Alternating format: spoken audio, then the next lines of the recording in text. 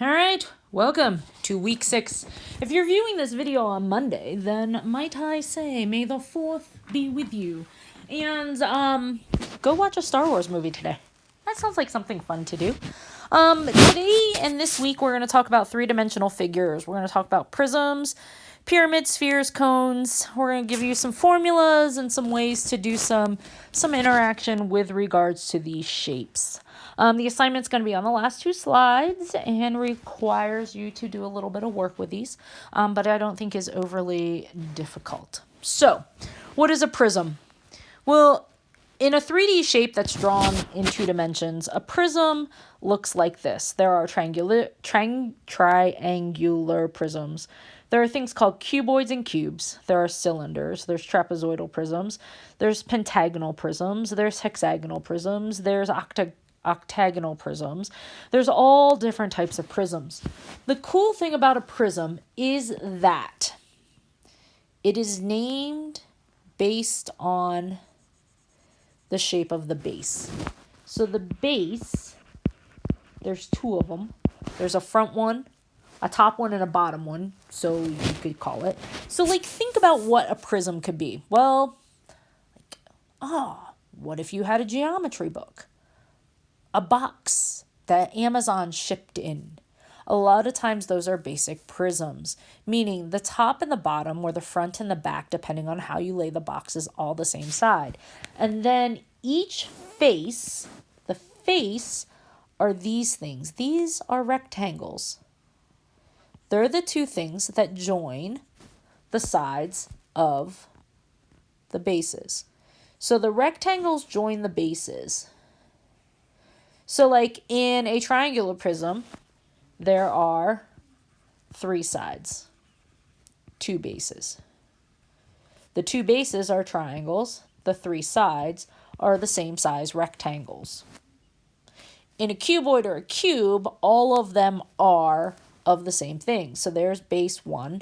Base 2 would be back here that we can't see. And then this one has 4 sides that are rectangles. A cube has 6 faces that are all the same size. Okay? A cylinder has 2 bases that are circles, and it has 1 rectangle. Okay? 1 rectangle for the sides. It's just wrapped. Think about a can of soup. If you took the label off a can of soup neatly and you rolled it out, what would it form? You're right, it's going to form a rectangle. So, the way I like to think about prisms and finding volume, if you remember, volume is how much stuff fits into things. Well, volume, there's formulas for every single one of them. I can give you the formula for them. You could Google the formula for all of them. And that would be fine too. But you know me, I don't like to give you a formula. I like to give you a process. So I'm going to give you the process. If you imagined a giant stack of paper, like a sticky notepad that's really tall, the area of the base of it and the number of sheets tells us what the volume is. So the volume of a prism is going to be the area of the base times the height of the prism. And that's how you find volume. So in a triangular prism, you're going to find the area of the triangle. In a cuboid or a cube, you're going to find the area of one of the squares. In a cylinder, it's the area of the circle. In the trapezoidal prism, it's the area of the trapezoid. In the pentagonal prism, it'd be the area of the pentagon. We haven't done those, so there won't be any of those. I mean, you could always look up the formula for area of a pentagon. It isn't one that I'm going to give you guys to do for me. The other thing that we need to be able to do with prisms is look at what the surface area. So when Amazon sends boxes out, a lot of the boxes are cut to be a specific size. The amount of cardboard that the box uses is what is better known as the surface area. So surface area is the surface, okay? So how many tops and bottoms? So we're going to have 2 times the area of the base. Okay, so we already calculated that. And then we're going to add to it the area of the sides. So in the case of like the triangular prism, we're going to do the length of side of the base. And we're going to multiply it by the height, not a circle, height of the prism. And then we're going to multiply that by the number of sides. So in a triangle, you would multiply it by 3. Yep. Rectangular prism, cuboid, cube, you're going to multiply it by, yes, you got that. You're going to multiply it by 4. What about a cylinder? Well, it doesn't have the length of the side of a base because the base doesn't have any sides. It's a circle. Oh, you could find the circumference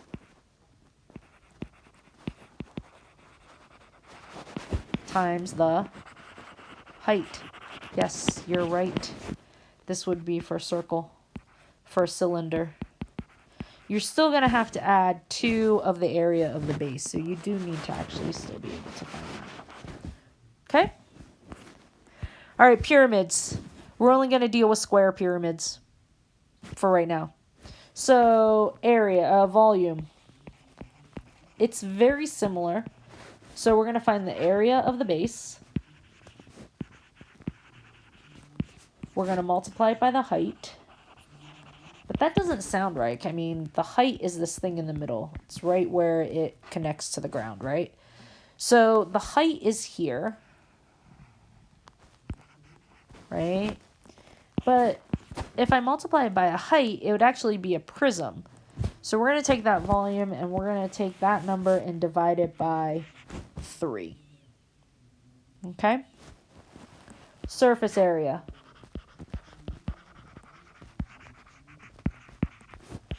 So there's 4 of them. So we're going to take the area of the base. We're going to add this to 4 times the area of these triangle shapes. These shapes. So in order to find that area, we need the length that goes down the side of the pyramid. Makes a right angle with the base of the pyramid. This is better known as L, which is the slant height. Slant height. Why is it slant height? Because it's slanted along the side of the pyramid. So we're going to take the slant height and we're going to times it by the base of the square. And we're going to divide that by 2 because it's a triangle. But then how many of them do we need? 4. So there's your surface area for that. Again, I'm giving you guys these. I'm going to let you guys use them and let you guys work with them. Some of this is review, I know, from middle school. But that was a long time ago for most of you. So we're just going to review them. All right, sphere. Yes, I Googled all these. I wasn't going to draw them for you. You guys know better. So the sphere is a ball. All right. And the ball has a radius. Okay, the volume is 4/3 pi r cubed. Okay, surface area is 4 pi r squared. Okay, so notice it has r cubed and r squared, and thinking about that, our units for volume are centimeters cubed, it's inches cubed, it's feet cubed. So those are our units for that versus area, which is units squared. Okay. Last shape is that cone. Inside the cone on the base is a circle. So it has a radius. It has a real height. Like how tall is it? But it also has that same value along the side. Called that L, that slant height. So L is slanted height. H. Okay, this new thing that it does, it's kind of annoying. It locks it into shape. Is slant height. Okay, so volume is pi times r squared. That's the area of your base, multiplied by the height. And then because it's a pyramid or a cone, we're going to take a third of it. Our surface area is going to be pi r squared, because that's the area of the base. And it's kind of like, if we rolled a cone out, it's kind of like a triangle. But it's not really a triangle because the base is kind of like curved. But the area of a triangle is pi r squared. In this, it's going to be, or an area of a triangle is 1/2 base times height.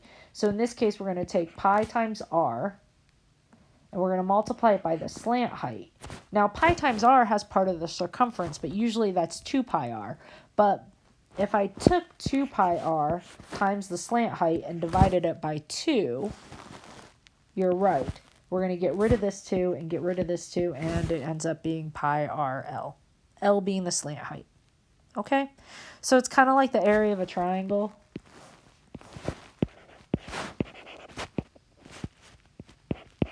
Area of a triangle. Kind of.